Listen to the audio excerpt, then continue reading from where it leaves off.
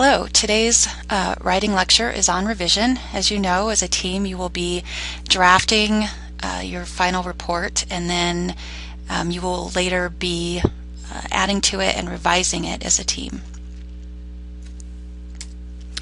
So you've seen this slide before. We have the 3 laws of technical communication, and of course I have my own law to add to that, which is that writing is revising. This is true for my own writing. It's true for all of the professional writers that I know. It's almost never clear enough the first time. Since my presentation is low on images, I've just put in a cartoon there to entertain you. Okay, revision is re-seeing, and one of the things I want to make clear is that revision and editing are 2 separate processes, and proofreading is in a 3rd process yet after that. We'll talk about it later. But revision, which is what we're going to start with, is really a global process of re-seeing your writing, thinking about it. Revision generally refers to rewriting at the paragraph level. So you're not going in and correcting things at the revision stage. It's a conceptual process where you're actually still working on getting all of your thoughts on the paper in the best order. Now when we get to editing, then editing is more about style. It's about changing language, making sentences more clear, making words more clear, but not so much about re-seeing or revisioning the piece as a whole. The first thing to keep in mind is that revision takes time, so as a team you need to set your milestones and deadlines appropriately. When you get to revision, you want to prioritize your concerns. So maybe after we meet in conference, one of the things that I've told you is that you need to look at the organization of certain paragraphs or certain parts of your report. So maybe organization is going to be your primary concern. You want to start there. Try to address one issue at a time. So in other words, if you've determined that a particular section needs further development, you want to focus in on that before trying to address a whole host of other concerns. Like I said, you want to start with that revision process and make sure that you correct the developmental and organizational issues before you go on to the editing and proofreading. Obviously, you don't want to spend a lot of time correcting or making more clear sentences that are going to change, be thrown out, be added to in the developmental revisioning process anyhow. So here are some things that you can ask yourself in terms of revision. Going along with our 3 laws, what is the main idea?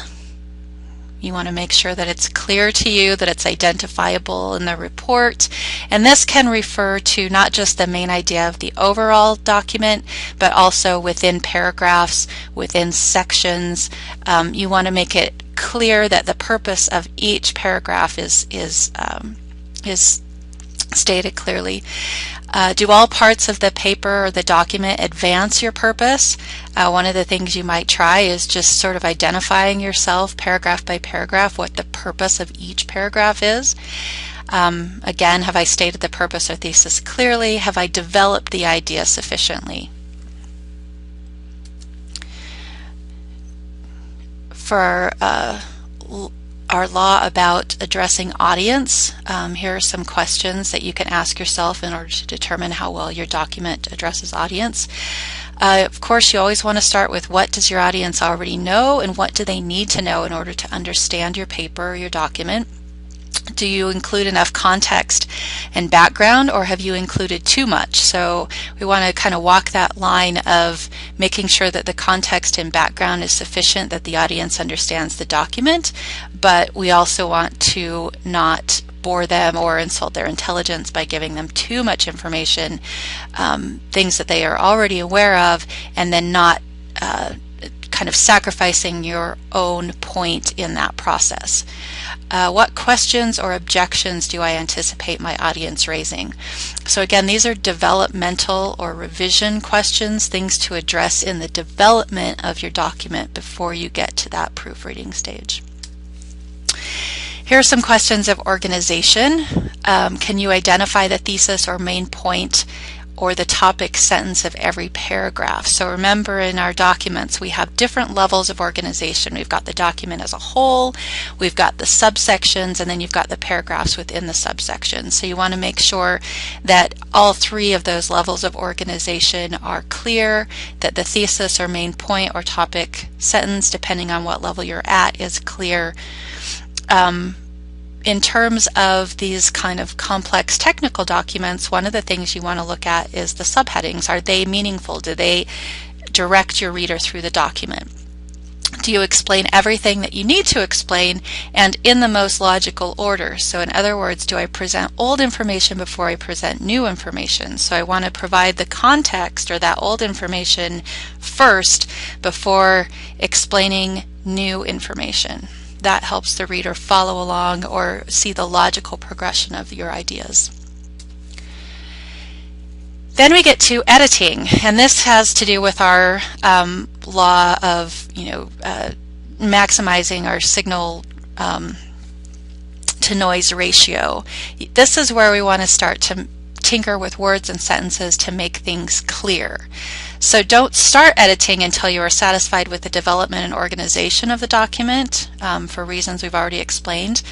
One of the things to do to make editing more manageable is to categorize errors and address one kind at a time. So for example, if there are lots of comma splices, or if you know that you have a tendency to write sentences with comma splices, then one of the things you can do is just go through the document and only look for comma splices. Then you can go through the document and only check for wordiness. You can go through the document and only look at, say, verb choice. You can go. So in other words, editing might not be one pass through the document, but it might be several passes through looking for a particular category of error or of clarity issue at a time.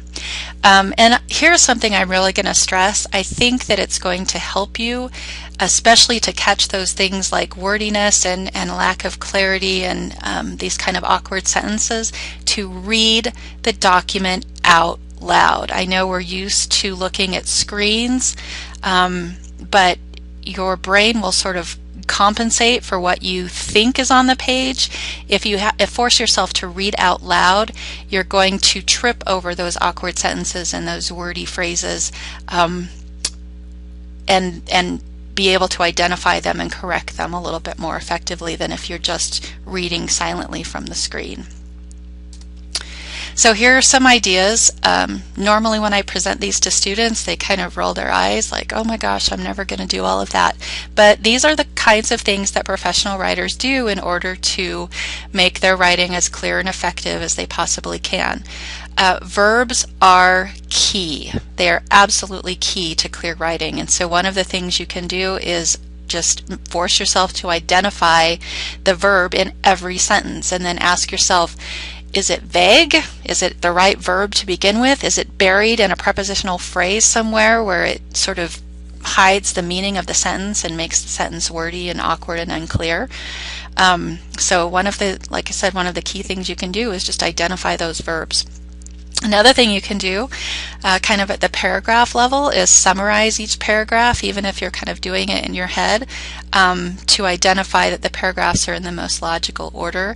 And again, underlining the main idea in each paragraph and making sure that it's placed effectively. So a lot of times as we're writing, what ends up being the best topic sentence might appear actually later in the paragraph once we've sort of gained some momentum. So the revision and editing process is the chance to actually reorganize those ideas into the most logical order.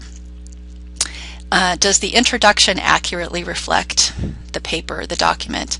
I always throw this in because after you've done revision and to some extent editing, but specifically that revision process where you're going back and looking at the development and organization of ideas, you want to make sure that you then go back and make sure that the introduction still reflects the document.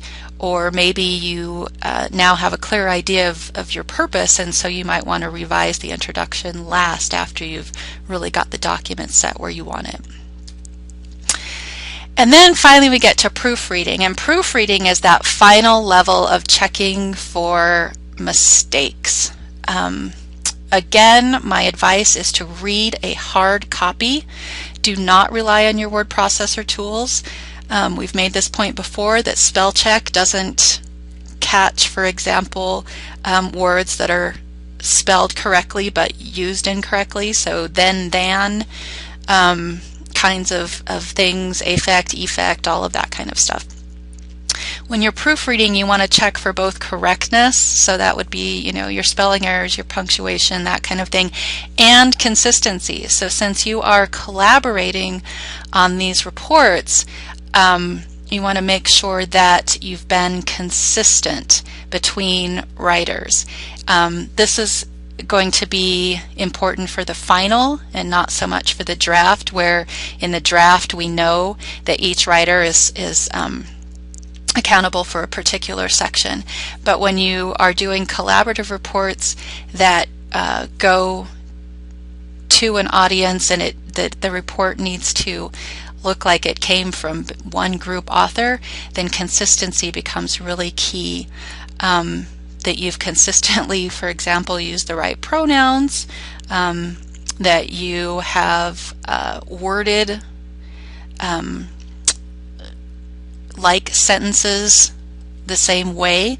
These are the kinds of things that I've been identifying on your previous DPAs, so hopefully at this point you've got some idea of the kinds of things that your team might need to look for. And then you do want to check your references to figures and appendices and so forth. Sometimes those change. Page numbers change, that kind of thing as you are developing and revising the document. So you want to go through and make sure that all of that stuff is correct. As always, if you have questions, you're welcome to contact me through the ME1010 question list or during my office hours.